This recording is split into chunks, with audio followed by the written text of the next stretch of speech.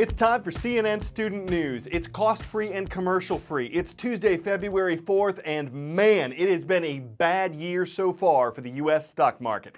The Dow Jones Industrial Average is just that, an average of major U.S. stocks. It includes Chevron, McDonald's, Home Depot, Walmart. It's one indicator of how the U.S. economy is doing, and yesterday it took a plunge. The Dow closed 326 points lower than it opened yesterday morning.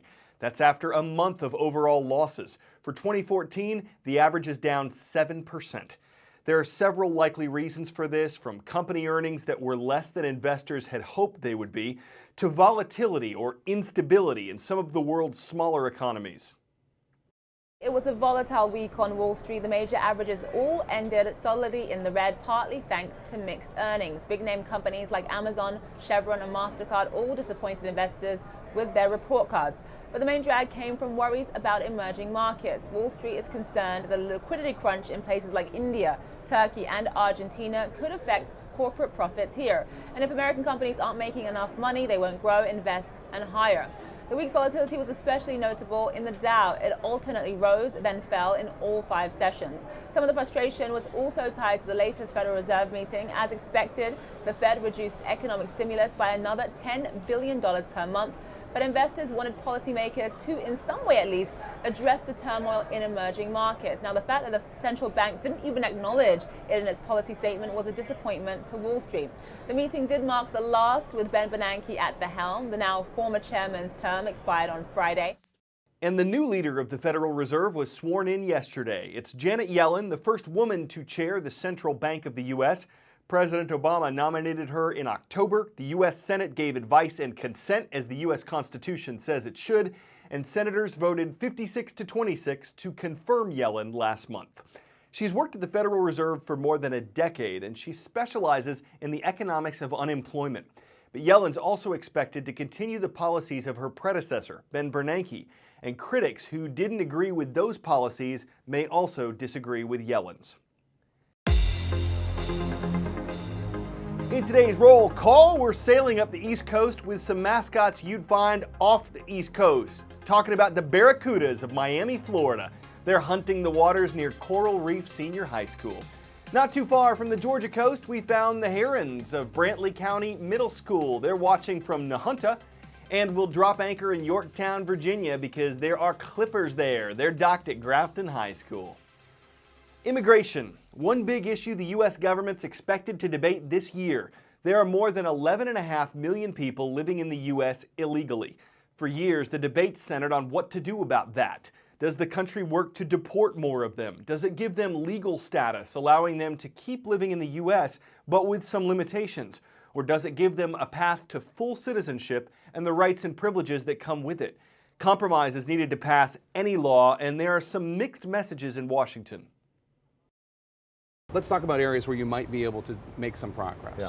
In an interview with CNN's Jake Tapper, President Obama set off a flurry of headlines when he appeared to signal he's open to a possible deal on immigration reform that didn't include a path to citizenship. He said he's encouraged by signs House Speaker John Boehner may be willing to allow undocumented immigrants to remain in the U.S. If the Speaker proposes something that says right away folks aren't being deported, families aren't being separated, we're able to attract top young students to provide the skills or start businesses here, and then there's a regular process of citizenship, I'm not sure how wide the divide ends up being. That's why I don't want to prejudge it. At the same time, Boehner showed some give. This problem's been around for at least the last 15 years. It's been turned into a political football. I think it's unfair. So I think it's time to deal with it. The question, is there common ground in finding a way for undocumented immigrants to remain in the United States and legally without full citizenship?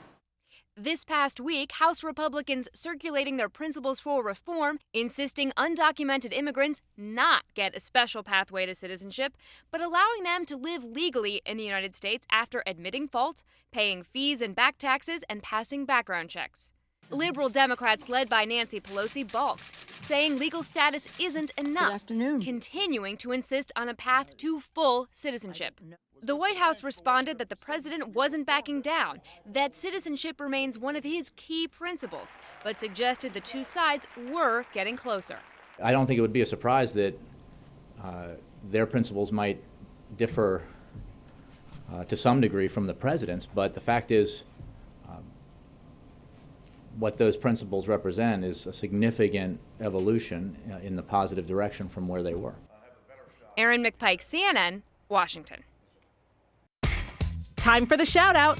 Which of these Winter Olympic events is oldest? If you think you know it, shout it out. Is it alpine skiing, luge, ski jumping, or snowboarding? You've got 3 seconds. Go.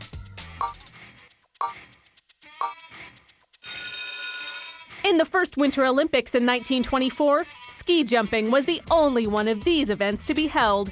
That's your answer, and that's your shout out. Other events in the 1924 Winter Olympics: curling, figure skating, bobsleigh. Norway took home most of the medals. Norway has the most Winter Olympics medals of any country ever, but it's never won a women's Olympic ski jumping event. No one has, because until now, it didn't exist. So you could call the 2014 Winter Games in Sochi, Russia, a jumping off point. Nice in-run position. She's super balanced, super straight. For Jessica Jerome, the feeling of a perfect jump is like nothing else. It's effortless and it's clean and you just float. Jessica's incredible Olympic journey started with this jump at the age of 7. Number 48, Jessica Jerome. First band jump. It's Good jump, Jess! She came home one day and announced that she wanted to ski jump, and I had no idea what she was talking about. Within a few years, Jessica and a few of her friends from Park City, Utah were competing, hitting jumps at 60+ miles per hour, right alongside the boys. We jump with our hair tucked back, and you couldn't tell the difference. It was decided that women would only be able to compete against each other. Which was great for us because we had our own, we wanted our own competitions, but then they would say, well, you just don't have the depth that the guys have. The women could compete, but no Olympics and no official support. The guys were sponsored by the U.S. ski team. They had a substantial budget compared to what the girls had nothing. But they kept jumping, and the former mayor of Salt Lake City, who had firsthand experience with the Olympics, got involved. This is discrimination, plain and simple. But for decades, the International Olympic Committee disagreed. A sport must be widely practiced around the world. This is not the case for women's ski jumping. Jessica and teammate Lindsey Vann and 13 girls from 5 different countries decided to take on the IOC in court. They filed suit demanding that women jumpers be included in the Vancouver Olympics. It turned out to be another heartbreaking defeat. There was a lot of times when I wasn't sure I wanted to jump anymore. Jessica says watching the Vancouver Olympics felt like seeing a party that she wasn't invited to, and she was getting tired of fighting. If I didn't like having to be an advocate for the sport, I would have rather been an athlete. Alan Alborn, a 3-time Olympic ski jumper, was one of the skeptics. I would be the first to say I was very narrow-minded when the women first started fighting. But now he's a believer, and he'll coach the first ever U.S. women's Olympic ski jumping team at Sochi. To see these athletes finally achieve their dreams is just fabulous. Before we go, we're going to show you a snowman from Indiana. Now you might be thinking, dude, it's been a cold winter. What's the big deal? Here's the big deal. It's 18 feet tall. It has rakes for arms, lamps for eyes, and a traffic cone for its nose. It's a traffic stopper. 2 brothers built this Brobdingnagian behemoth using a wheelbarrow and a 20-foot ladder. Took them a few days' work to stack up, and their motto for the project makes perfect sense. Go big or go home. Of course, they were home, so they kind of had both.